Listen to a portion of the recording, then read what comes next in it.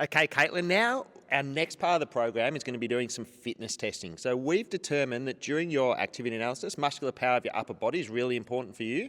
So now we're going to test it by doing the hand grip dynamometer test.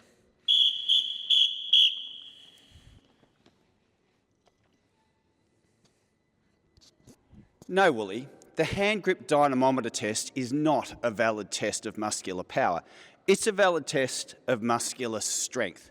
A far better test to do would be the seated basketball throw.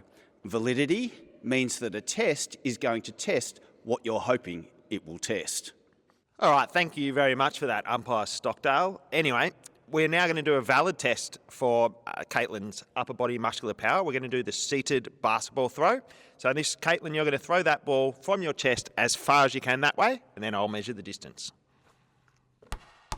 Great throw, Caitlin. All right, I'm going to measure. 1, 2, 3, 4.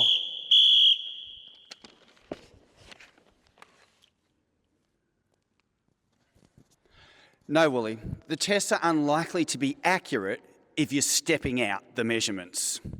Accuracy means that we can get results that are correct. The testing protocols suggest that we must use a measuring tape to measure the distance of the throw. We can't be accurate unless we follow the testing protocols. Now that we've tested upper body muscular power, we've now got Maddie who's going to try and do our lower body muscular power test. This is the vertical jump test. All we want you to do, Maddie, jump up as high as you can and flick over those paddles. Go. Nice job. 6 weeks later.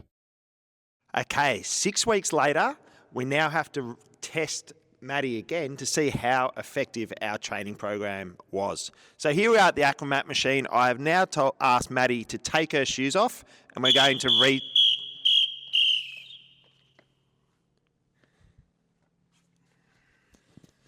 No, Wooly, these tests can't possibly be reliable.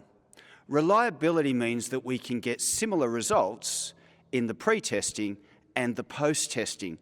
But Wooly, you've used different equipment and there are different conditions. No shoes, the first time she had shoes.